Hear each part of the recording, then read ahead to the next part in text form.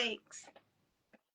Man, it's an honor to have you on here. I've been watching like what you've been doing, not just musically, but also like just all the wealth of knowledge when it comes to like a lot of the stuff that you do production wise and gear wise. Thanks. You know, we're gonna talk about all that. So, um, mind if I introduce you and let me know if I get anything wrong too, Yeah, you sure. know. Go ahead. By the way, how do I pronounce your name? Is it Mija or Mija? Oh, MEEJAH, RENNE, MEEJAH. Wow, what kind of name is that? I've never heard of a name like that. That's a long story. Cool name, man. Real cool name. All right. For you guys, introducing this sister right here. This is Renee or Renee. Hey, RENNE. I usually I go by. was like, I thought I heard you say that. I'm like, oh, sorry. Me and my bloopers. All right. Renee MEEJAH, singer, songwriter, guitarist, mixer, producer, engineer, and gearhead. I put that in there. She is a UCLA graduate with alumni with 5 majors. I can't, man. That's heavy, man. And man, dude, like she's an artist, but she's also the one behind the scenes. Let me know if I left anything out. And I have some questions about UCLA too, like the music program there, because one of my favorite composers has a building named after him. Hancock? I didn't know he did, but actually Arnold Schoenberg. Oh. Yeah, I didn't know Herbie had a building named after him. I don't know if it's a building or I think it is a program. No, we have a Herb. I know Herb. I think. Yeah. I know Herb Alpert. Herb Alpert, from what I understand, has some kind of music program or something like that. Is that what you were a part of? So or? for UCLA, I went for different reasons. I went for sociology, completely outside of music. Wow. If you don't mind me asking, so far you just told me sociology. I know you're a music major, but also you're economics. What were the other? What were all your majors? I got to hear this. 5 degrees. That's amazing. Yeah, economics, behavioral science, business. I did a teaching associates and sociology bachelor's. That's heavy, man. That's so cool. So, man, what are you working on at the moment? I have to ask that first, just to see, like, Right now, I'm working on new music for sure. So I'm looking forward to that. I'm about to do that probably in a couple hours. I want to put out some new songs. Man, and I always ask everyone this: what's your earliest remembrance of just music in general? Probably, okay, so my mom does music. So she had a studio and she wrote and all of that. So probably watching her up all night playing the piano.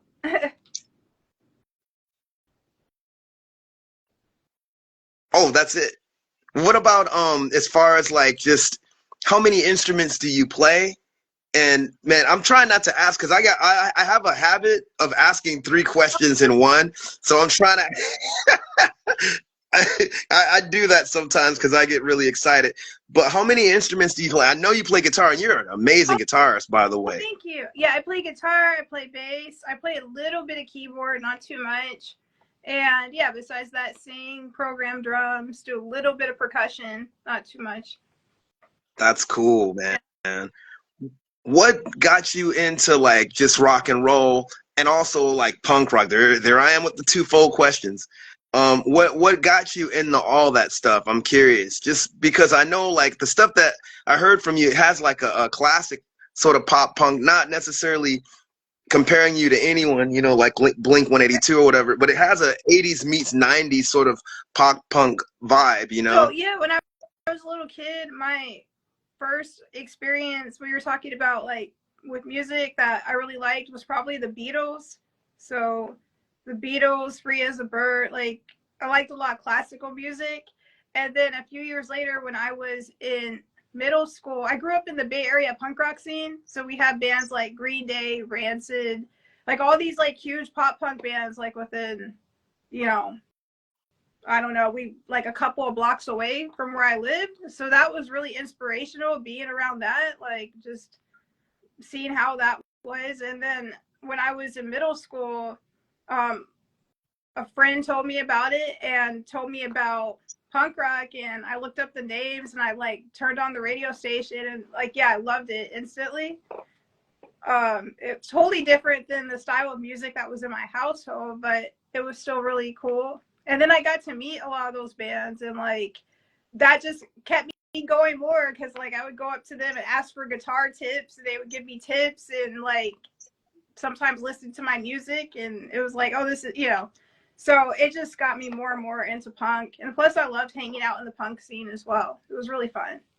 Now I know about the Gilman, because I had friends that were in bands that played those places. And how was, I mean, were you a part of that whole thing, or what? Like, how was that? I'm from Los Angeles originally, you know, Long Beach area. Like, how is the scene up there? I've just heard about the Gilman, and then, you know, like my old band used to tour up there, but we, you know, would play different clubs, or sometimes like, I forgot the name of that spot.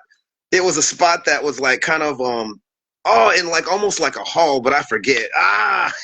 Animal Collective played there, a bunch of cats. Yeah, but how would you I'm sorry, me and my okay, narrow down the question, Orlando. I told you I get these threefold questions, man. But yeah, were you a part of that? Yeah, I lived like a couple of blocks from Gilman, so that was pretty cool, and it was still really popular pot during that time. So yeah, it was really awesome. The people were super cool, and I don't know, like back then the scene was set up to where it's like everybody was like mixed in. So it's like even if they were as big as Green Day or whatever, it's like everybody was just kind of like around the same coffee shops and going to Gilman. And I don't know, yeah, I like the scene back then. It was really cool as a teenager to grow up in that scene. Man. So when did you come to LA? Like I read, like was it like the early 2000s or 2010 or something like that? Yeah, I came to Los Angeles a little bit later on. Yeah. My bad. I'm getting all the years mixed up. Sorry about that.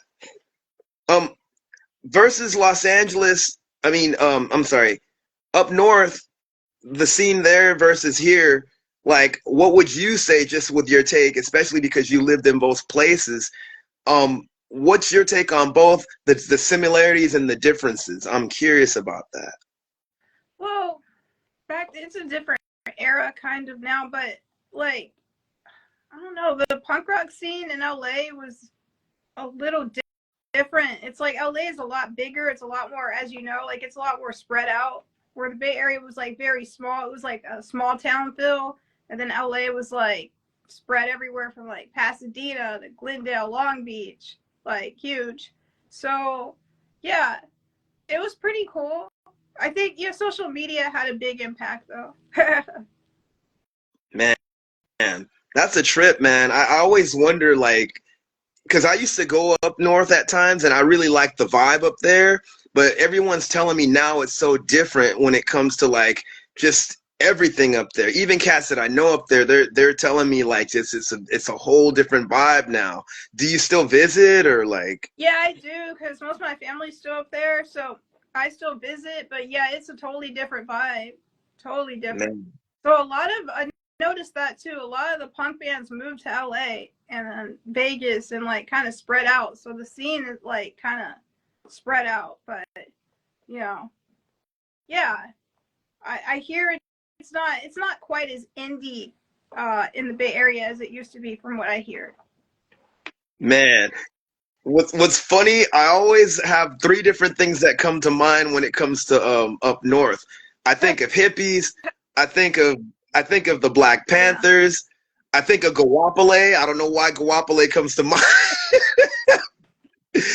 And I also think of like hustlers, but it's funny because like everybody, I don't care who they are, like you could be the most gangsters cat, you could be the most like suit and tie cat. It seems like everybody's so mellow compared to down here. And I love my Angelinos. That's what I am. Yeah. But it's just like, it's the funniest thing. Like all the Northerners are just chill, you know? Yeah. everybody's a hippie in their own right. Yeah, yeah, they kind of are. That's one thing I kind of miss about the Bay Area. Has its own character. Like, I'll probably visit sometime this year. Like, it has its own thing that I really like. Yeah. Man, so band wise, like, did you play in any bands up there, or like, also, I know you're a solo artist, but did you play with any bands like at all, or just, more just independent? A little bit, not too much, more so independent. Yeah. So That's awesome.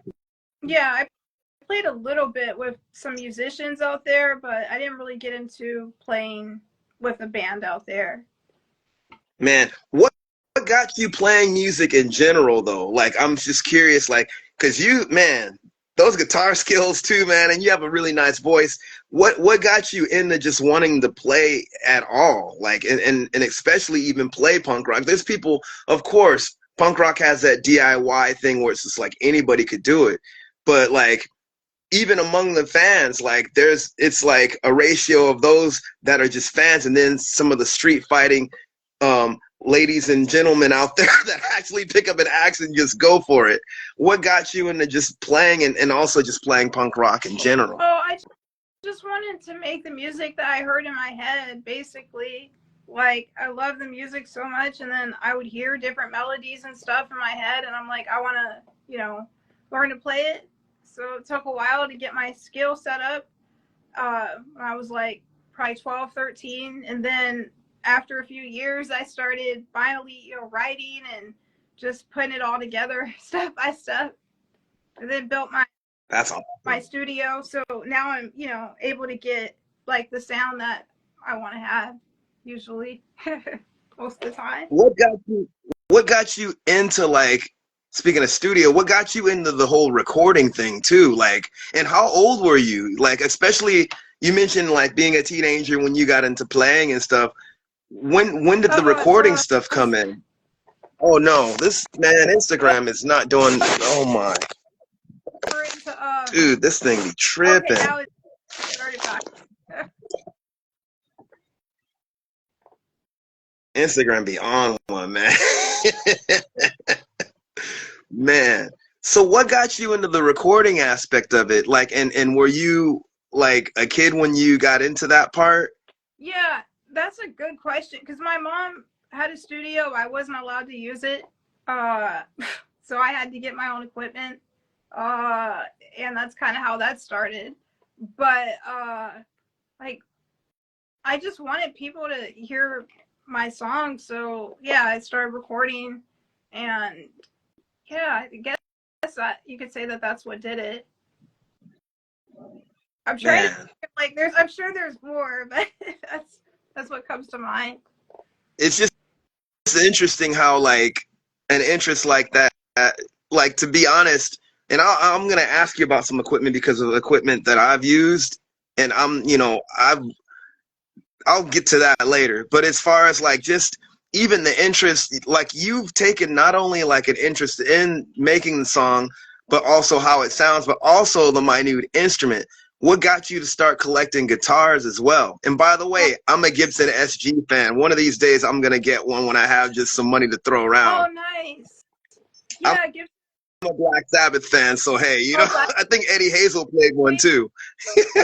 Oh, so yeah, with me, like, kind of going back to like hearing the songs in my head, I would just tweak as I went along. So it would start from one guitar, and I'm like, okay, I want another part that sounds this way, and okay, I want another, like just building as I went along. And same with the basses, which you can't really see on here. And yeah, just slowly tweaked and crafted, what I wanted stuff to sound like over time.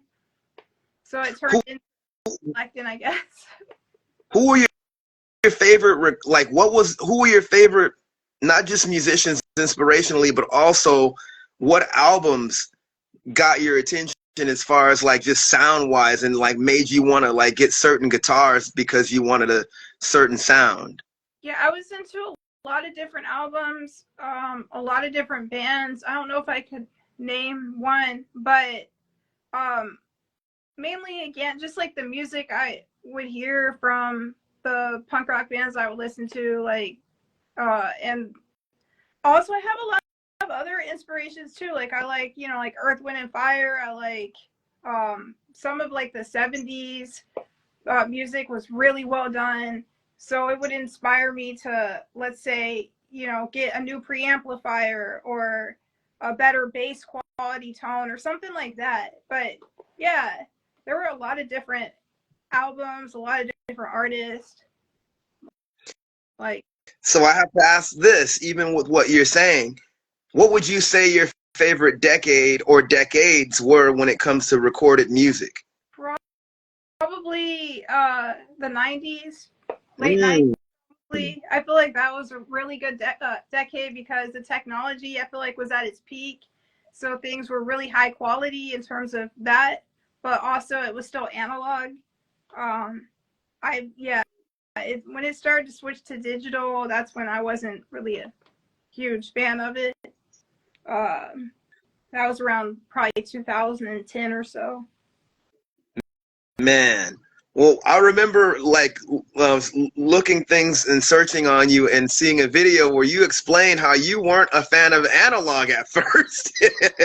So I'd love for you to even tell that story here. And I'll be honest, I grew up off of a kid. You know, I'm into everything too, not just punk rock, but I love especially late '60s and early '70s music. And it's amazing that you mentioned that point where everything, especially up, because the 90s stuff that I listened to still had that kind of warm sound as well. And there's a lot of mostly underground stuff that I would listen to, and hip hop and like underground punk.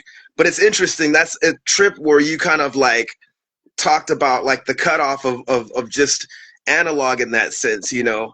I love a lot of the warm sounds of the late 60s and early 70s. It's influenced even the way that I play and look at a lot. Then there's the early, you know. That's awesome. What were you saying about the analog? No, it's okay. Oh, just like I remember seeing a video where you're talking about how you were not a fan of analog. Yeah, because when I first started recording, okay, so in the early 2000s, when digital first came out and Pro Tools became really popular, that became all the rage. Everybody was talking about that. And so even if you had a big analog studio with mixing boards and stuff, if you weren't digital, if you weren't into the new technology, like, you were missing out. It was all about digital. That's how people saw it, because digital, they felt, had the crispest sound. It was going to be the highest quality.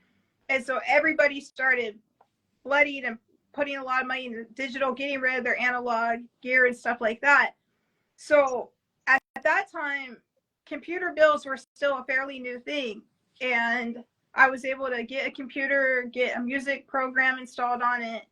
And I was really excited. But this is probably like around 2000 and, yeah, relatively early 2000s. But anyways, like 2010 or something, 2008. I don't know. Let's get to the point. So when I was recording with music, I discovered plugins. And so for plugins, you have everything. You have EQ, compression, things that simulate the sound of mic preamps or different mics. So I thought I never used analog in terms of like the full capacity. So I thought digital was the way to go and analog was a complete waste of time, pretty much. Because I'm like, we have all of these new plugins, this new technology. Why would anybody use a real mixing board? We could have a digital mixing board that can sound like anything. So I thought, and I think a lot of people think that way too, or felt that way. And there is some truth to it, that digital is very moldable and you can shift it really well and make it sound pretty much like anything. However, it's not going to be to the full capacity of analog. And that was the part that I figured out years later. And I was like, something was just missing. Something was like not quite. I was like, what is missing that doesn't sound like my favorite records? And it was the analog. And I noticed that too, like even with like rapid hip hop, like I'm not a fan of most modern day rapid hip hop, but then like when I hear stuff from like the early 90s, I'm like, this is actually really good. Like, we're like Fuji's. I'm like, it's warm, it's thick, it's like awesome. but they were really big on analog with the MPCs, sampling from records, stuff like that. So analog is just for me. I agree with you. I'm an analog fan. Like I said, I grew up off of, like, most of my musical influences come from the late 60s and early 70s. I don't care if it's soul, rock and roll, early heavy metal, progressive rock, jazz fusion, like all that stuff, like, has influenced, like, even the way that I look at music. And it's amazing kind of how, like, I think in the 80s we can say where a lot of that stuff kind of came to a head, when, even though they're still using analog, but the digital revolution with the whole MIDI thing and all that stuff. And I'll be honest, a lot of it just sounded even plastic then, you know. And I'll say that Pro Tools is dope, but and they programmed every amp, but it's nothing like using the real thing, dude. Like, you know. Someone had a question. DNC83 had a question. Please type your question if possible.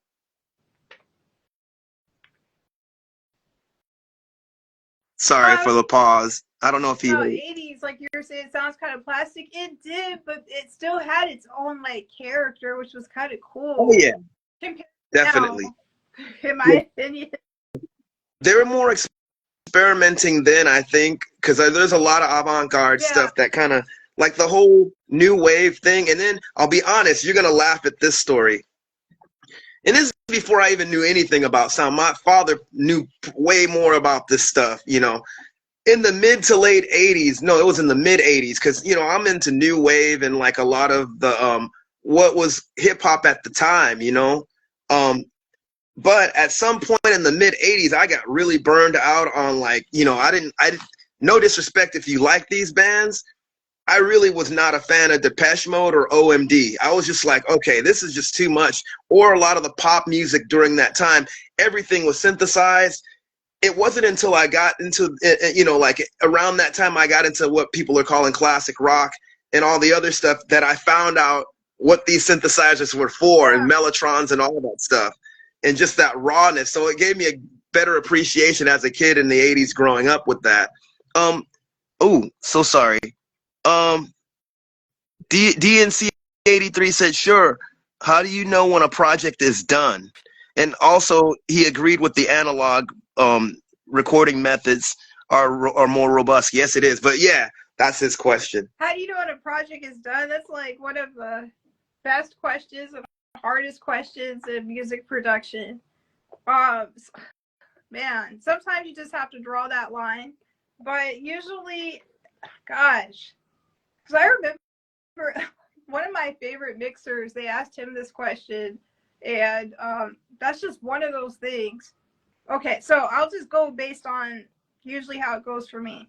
I usually know a project's done when I have it sounding just the way that I want it, and if I go any further, it would start to change the character of the sound. Because sometimes, and I have done that with songs before, where it was done, but I kept going to try to make it perfect, or to try to add this and add that, and then it's a whole different song. And then I'll go back and listen to the original before I did all of that, and I liked it better. So, man, that's always a challenge. And like I said, I'm nowhere near you, but I had a little Porta 3, and I remember I spent at least 30 minutes on one part. I mean, it's just kind of like, and then there's different ways to remix it, and then you want to play it in the car, and then on the stereo, and it's, how do you even come to that? That's a great question, because it's like, I wonder about that too. Yeah, that's true. But I like set limits around it now. Like, I like to get done a mix within basically one day. Like, if it takes longer than that, then I'll have to pause and then come back and do it on another day or something. Because, yeah, you don't want to go down the rabbit hole of, like, overproducing a song and then losing the original thing. Sometimes I do, like, in a short amount of time from start to finish. What's the longest you've ever spent on a track, or even the longest you've ever spent on one part? I'm curious. The song that I have called 99, or it's also called I Survived, that song I did over the course of 10 years. Wow. Sounds like, man. I did other stuff in between, other songs in between, but like I would tweak. I think that I probably recorded the guitars on. Gosh, there were hundreds of tracks on that song. Because what Sheesh. as I would play a new piece of equipment, I would do a brand new guitar part or a brand new bass part, and I kept tweaking. And if I made a change on my amp, I would do another part. That one was hard. So that one to finally decide on the parts and finish that one was the most difficult one. But it got done, so that's cool. DNC says also I use a ton of off analog modular synths. I dig stuff like that. Physical equipment is more tactile and allows you for more creative avenues. I totally agree with that. I'll be honest with you. I don't know how you feel, but I think I know how you feel. I don't want to speak for you. That's why I don't like line 6s. I don't like line 6 amps, dude.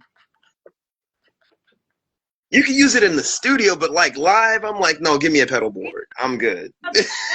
You said the amps? Yeah. Yes. I used to have one of those, and I also bought after that the PV modulated amplifier, and you know what I did with it is I scraped it. So I actually took all of I have like a little mini video about that, but I rewired it and made it into a cabinet because I don't like that digital amp sound either. You're amazing. Dude, I didn't know that you were a circuit bit. I should have known. That's amazing. Like, how did you do that? Yeah, that project took about a week. I don't know. I was just like doing lots of reading online. I was very determined because I didn't want to just throw it away, but at the same time, I wanted to get a good use out of it. And now it's one of my favorite cabinets. So. Wow. What did you do to alter? Well, I don't want to say alter. I'll say enhance because obviously you dig the sound.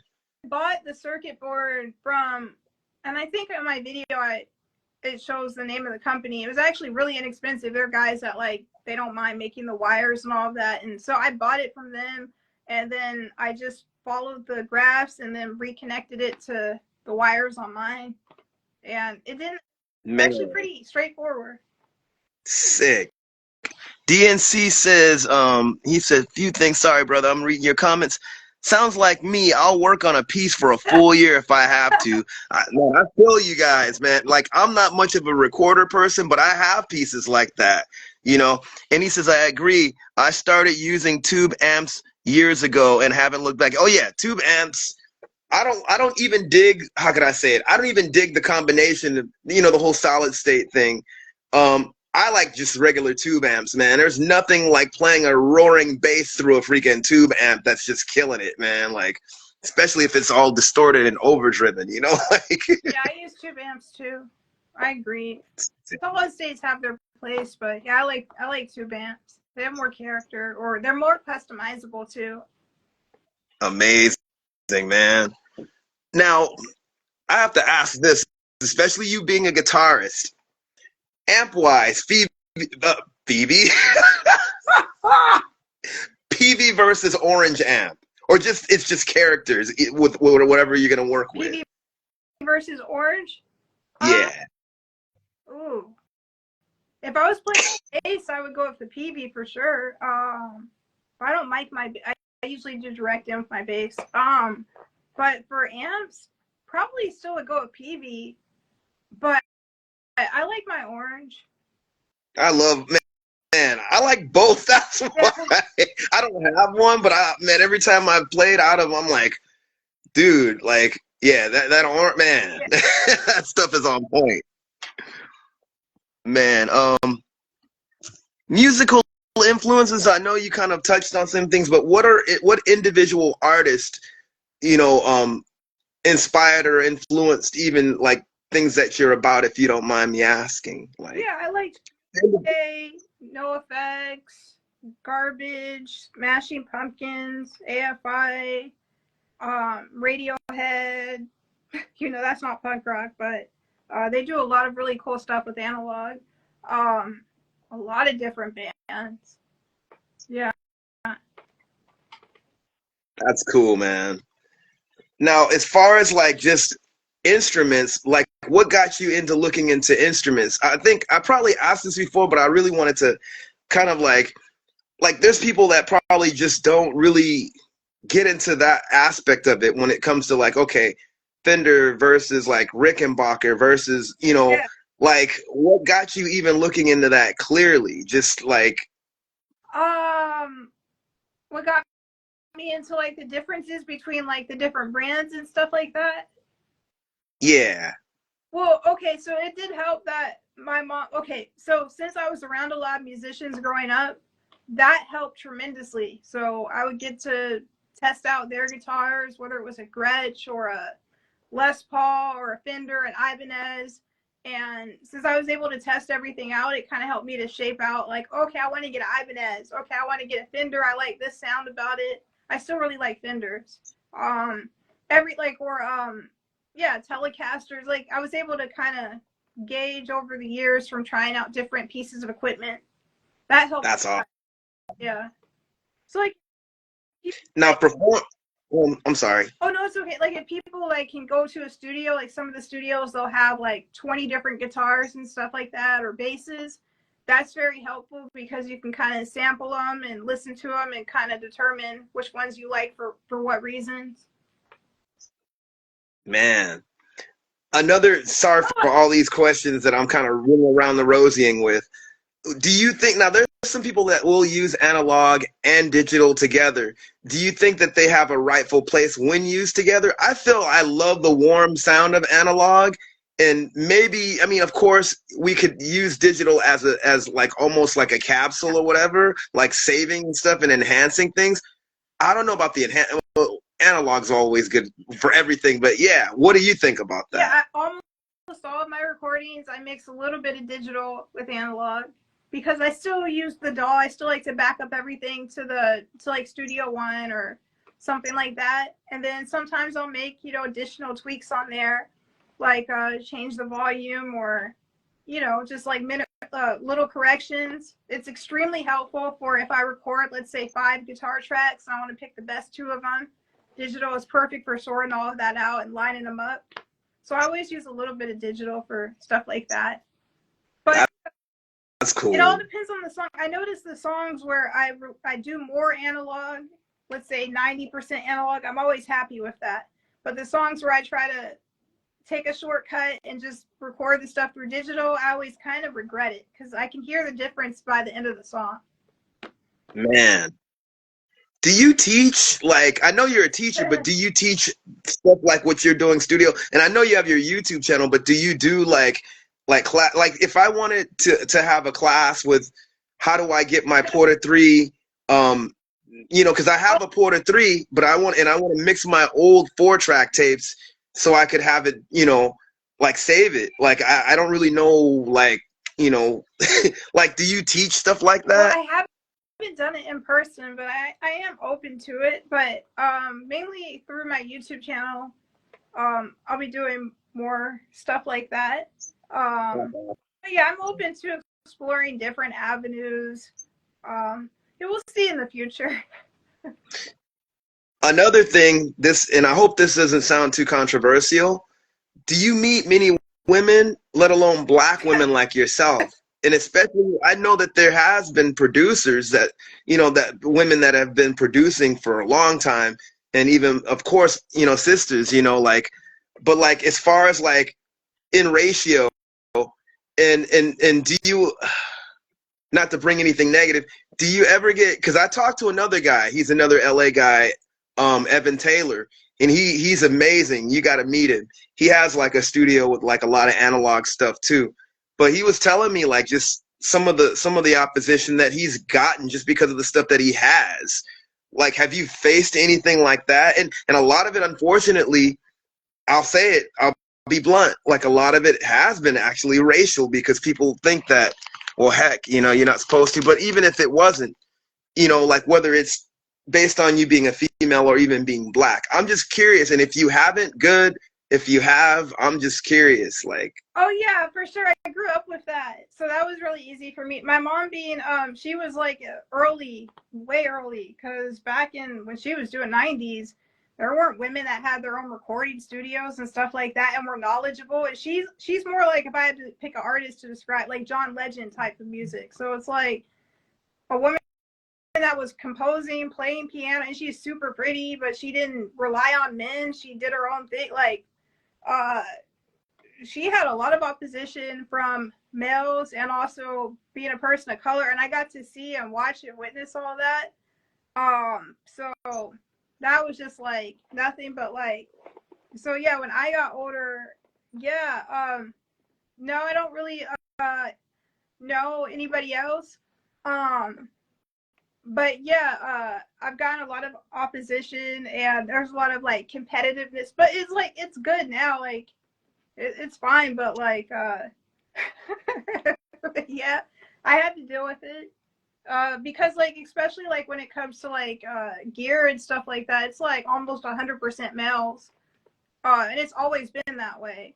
And there were a lot of gatekeepers in the industry back in the 90s, early 2000s, etc. So it was a segregated space, and to a certain extent, and it was kept that way for a reason. There was a lot of control systems with the labels and a hierarchy, and you had to go through certain things in order to be able to record and in order to be able to do certain stuff. So now that you know, you can make your own records. Of course, there are people that don't like it because they like the old control system. They liked. I mean, this could get extremely controversial, so I'll just leave it at there are Oh people. no. Here's the thing, tell it, because the thing is, this to me, like my friend Evan, who I have an interview with on here, it's cool to know.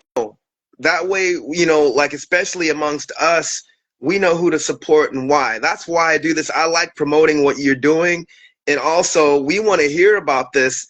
We don't look at it as people whining or whatever. No, it isn't. This is the reality of what some of us go through, especially, you know, not just being black, but also being a woman. But you're still rocking that madness. And that's a good thing, man. We appreciate you. Yeah, there's certain people that like want certain people to need them because then they can control or like manipulate the situation in a way that they feel benefits them. And that's basically what was happening quite a bit. And so yeah, there's certain people that they don't like it if you're independent, and it's been like that historically too. So as far as the color thing, there have been like there's been a historical thing around not wanting certain people to have labels and productions and businesses, especially surrounding Black creativity. Or, well, I mean, your channel's called The Black History of Rock, so you know. That's why I do this, because I feel like a lot of Black music was kind of systematically, I'm not going to say destroyed, but broken down because that was such a source of power and inspiration for many people. So there were many things attached to it, but I feel like it's getting better now to a certain extent. And this is the reason that I do this page. I made it exclusive for a reason. No, it isn't a hate thing. It isn't something where it's just like, you know, it's just our voice and our experiences. You know, shouts to anyone else that, you know, they might not be doing what I'm doing, and my compatriots. Like, and I always mention, you know, like my friend Sam Howlands, you got to meet her. I had her on actually the other night. You know, she's independent like you, amazing musician, producer, like, and just Renaissance lady like yourself. But this is the thing, man. You know, you think about all the stuff, and I know you've taken music history classes too, so you know all the stuff that's gone on even with us. This is one of the reasons, like, I'm like, look, I'm sharing our history within this genre of music, which is not just something that we just got in. We've innovated it and we've cultivated it, and we were there even when they said that we weren't, and we're still here. So, and you're a part of that, you know, in so many different ways, you know, like. Yeah, some people are threatened by other people being creative, and you know, it's all psychological. So, you know, I feel like it's best just not to I don't focus on. I'm not worried about that at all because it's all just it's all a game. I look at it like that. Man, that's awesome. Oh, DNC says I couldn't imagine how difficult it can be as a woman in the industry. Yeah, man. It's cool that we know, so we keep that in mind. It's almost like you have to constantly prove yourself. Yep. Especially being a black woman at that. But you still, man, I like the fact that like you're just rocking madness no matter what. I mean, people watch your videos, it's like, man, she knows a whole lot and she's just breaking stuff down when it comes to like a lot of the technical aspect of it. Things that most people think guys, are mostly known for, and she is Amazon. That's it. This is another lady that I give props to. Check out her page, Punkdemic. She's doing a lot of cool stuff. I interviewed her as well. She says that's right, man. So with that too, I would want to ask like what goals do you have, if you don't mind sharing them, when it comes to just like your recording goals, whether it's an album release or just different projects, and how do you go about getting that stuff done? Maybe it's the same question that the DNC asked, but I mean, like, when you have a deadline, like, how do you even do that with just the stuff that, I mean, you know a lot, so it's like Yeah, improve having a good workflow helps, and so as far as my goals right now, yeah, so releasing some new music and hopefully playing live pretty soon, getting out there live, being able to meet some of you, like meet you guys in person and hang out, and yeah, play the songs live because that's what I really like to do. It's really fun as well. I love the making music, but I also like playing it. you have some cool videos too. I'm like, check her out, man. So cool, man. Here's another question. Do you fix amps by any chance, or PAs? Definitely not. I haven't tried fixing a PA. I've had to fix amps sometimes, but I don't like fix them like for a living or anything. I was like wondering, man. I'm looking for other cats, man, especially amongst us that I could support, doing such,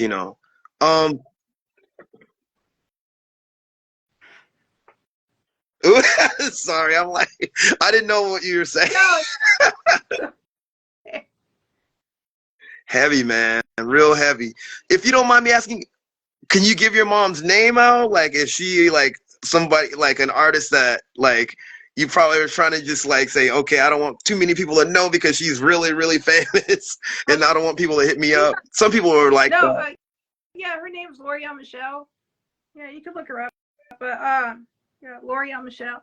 But yeah, so what's your favorite style? What's your favorite group? You said you like Black Sabbath, and who else are you? What else do you like from that era? man, I'm into all kinds of music, literally. Like, I go from listening to Black Sabbath and groups like Early Funkadelic, which Early Funkadelic was really heavy too, to like bands like Yes, King Crimson, to groups like the Bad Brains and Pink Turds in Space, to groups like Napalm Death, Burning Witch, and to groups, to artists like Eric Dolphy, John Coltrane, Cecil Taylor, to composers like Arnold Schoenberg, Bela Bartok, Igor Stravinsky, to Ethiopian music, to Sufi chant music. I'm all over the place. There's very few genres I don't dig. What's a that? Great collection of music, yeah. Yeah, I love it, man. I even like show tunes, believe it or not. I'm a Julie Andrews fan. I love Eartha Kitt, even though she's way beyond any show tune, man. Like, man, yeah, I dig everything, man. Like, and it's, it's just a trip, man. When you're a musician and you have so many different ideas, but like you feel like you can't express it all because you might have limits. So it's amazing, like, just looking at you and what you're doing, you're like, man, I'm gonna rock this. And it seems like you got all this stuff to the hilt, man. Like music, the production, and even the technicalities of the gear too. Yeah, yeah. Some of the gear stuff was not fun to learn, but um, when I got the accounting degree, that was extremely boring. But I thought it would be good for me to do it. And I remember thinking, if I can put all of this focus, 13 hours a day on some days, into doing this very tedious, boring accounting work, then I can put this into learning the technical aspects of the gear. So that's what I did. I spent like a long time, like over a year, just focusing day and night on the technical aspects of the gear and figuring out how to merge it with the artistic aspect. So that was a little bit hard, but it was helpful though, especially because a lot of stuff times things break. So Man. I'm sorry, DNC83 says Black Sabbath Tony Iommi was an influence on my first band. Yeah, he's an influence on me on guitar for sure. And Bill Ward's like an influence on my drumming too. Even though, man, yeah, I dig that. He's so funny that you mentioned Sabbath. I just learned how to play War Pigs on the violin the other day. Dude, I play upright bass. Are you in LA? We got to get together. I play all that stuff and I bow too. Like, that's rad. I got to hear that, man. DNC hit me up. That's rad, man. Like, yeah, man, that's so cool, man. I dig it. I dig it. Yeah, I dig the Gibson SG because of him too. And I think Eddie Hazel used to play an SG too, like the lead guitarist of Funkadelic. Man, that's heavy, dude. Now I have to ask this since he brought up the analog stuff, the analog synth, like Monotron stuff. Are you into any of that, or like, do you get into like circuit bending out of toys and stuff like that too? Yeah, no, that's a whole other rabbit hole. But I do have a couple of analog synths.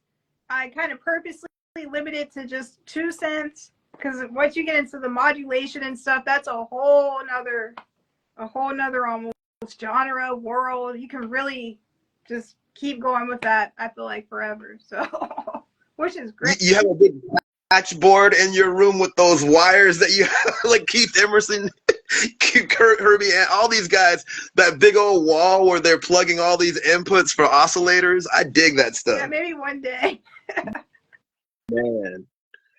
Man, I'm sure. You've been to NAMM, right? I haven't. I thought about going this year, but I haven't gone yet. I'm surprised that you, of all people, have not been to NAMM. Like you would have, man.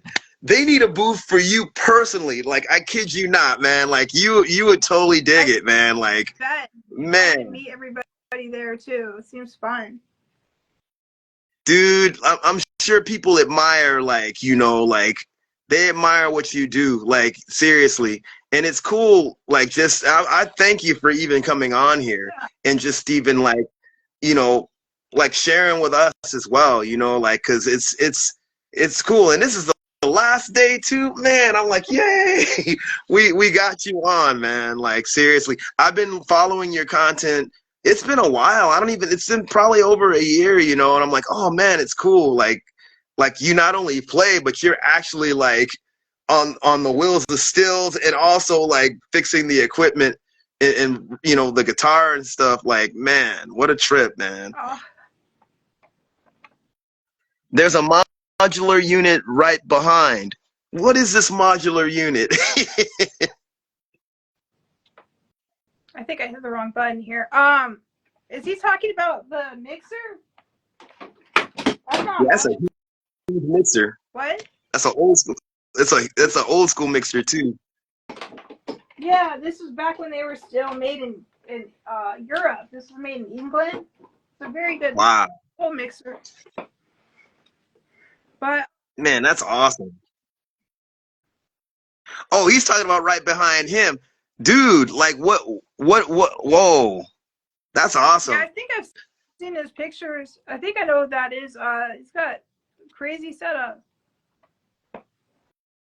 So do you have a Moog synth or a Prophet? What kind of synth do you have? For me, I have a Juno, and I also have a vintage digital Korg from like the 80s as well. That's cool, man. Shoot. That's so I have cool, my over man. DX drum machines, you know, but that's not synth, but yeah. Do you have an 808 in that drum machine? Like those, I miss those, like those ones that sub. Do you get that sub, No, like that? Man, no, but I have like work. Yeah, I've got a little few workarounds, but no, that one doesn't have that. No, that, that's wow. more like wave. They used it for like a lot of new wave type stuff. Like the band Soft Cell and stuff like that. Well, like the song "Tainted Love," like that, like Yeah, Soft Cell. Yeah, yeah. heck yeah, yeah. That's some cool stuff, man. Yeah, all those. I was tripping out on, like, since you mentioned that, like, there's a video about like synth, like, just I forgot what it was, but they talk. I mean, like, they mentioned, you know, that group, The Normal, that did Warm Leatherette, the original version of that, and groups like Cabaret Voltaire, and they talked about how, like, a lot of those synthesizers that, and I remember my father even having an even smaller Casio synth back when I was a kid, but he says, like, I mean, they had basically these cheap synthesizers that they sold, and so, like, a lot of these guys would just, you know, bring that because they wanted to make their own Wow. dance music in their, you know, like, it was interesting that whole between like the mid to late 70s kind of cultivated what happened in the whole 80s new wave thing with the synth pop stuff too, you know. Cabaret Voltaire, Human League, all that stuff. But yeah, Soft That's Cell. awesome. Yeah, man. Anybody have any questions? Sorry if I'm No, gabbing too much. I'm really excited about this. same here.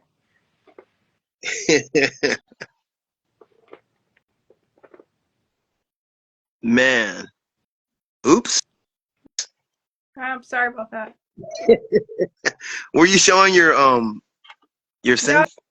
I was hitting the wrong button. Hilarious, man. That's cool. Man. So as far as like just I know you have your music page, but are you having like any albums or anything um like coming out soon, or like just in a few months, or Yeah, I would say in a few months, yeah, I should have an album out. It should be finished. that's cool, man. Man, seeing if anybody else wants to get their speak on. You guys don't be afraid to ask any questions. Renee is like right here, man. On the wheels of steel. Man. Yeah, I have to check you out, man. And Black History of Rock and Roll, I'm in Texas. Good grief, man. Everybody's far. Well, like, I know you're not, Renee, so that's cool. Like, at least I have Right. one person. But my thing is also to kind of hook everybody in. You know, like, I want to make sure that we all know who we are, and if cats. I like networking, so it's like there's, whether you're in LA or Texas, we all know what we're into, and that's another reason I do this as well. Yeah, I did ask. I was like, man, I dig, like, I'd love to hear violin, man, like, you know, Black Sabbath cover, man, like, that's sick. On my other page, that's the one I also follow you on. I actually just put a bass solo out too, bowing and Oh, stuff. I'm looking You'll for it. Yeah, Cool. I'll send it to you. I'm actually, I don't know if you knew, like, oh no, you probably do. I'm Odd Rocker on my other page. So but man, this has been really, really cool. If you guys don't have no more questions, I'm sure Renee is trying to get back to recording. Nothing like being in the lab, man. And I love the fact that you said, like, music is like pretty much like your life, and it's something that you exude. It's not just something where it's just like, okay, I'm like listening, and I'm not that I'm hating on that. It's like your thing. Now with that, I have to ask you to we're gonna wrap it up, but give your social media and also give a word of advice. We always ask advice or word of wisdom, you know. For social media, it's Renee MEEJAH everywhere. So it's just like spelled like that, just spelled like on here. And I have a link to my website in my bio on here, which is reneemeejah.com. RENNE MEEJAH. It might be better just to hit copy and paste. And so I'm on YouTube, TikTok, Lemonade, Szechuan, also known as Red Note, Threads, everywhere. And so, yeah, Blue Sky, Twitter. So, follow me everywhere. As far as advice would be to stay creative and productive every single day. Because it can be easy to all of a sudden take, a couple of days off, and that could turn into months or something like that. So keep your chops up in whatever you do, whether it's singing, drums, guitar, writing, etc. That's awesome.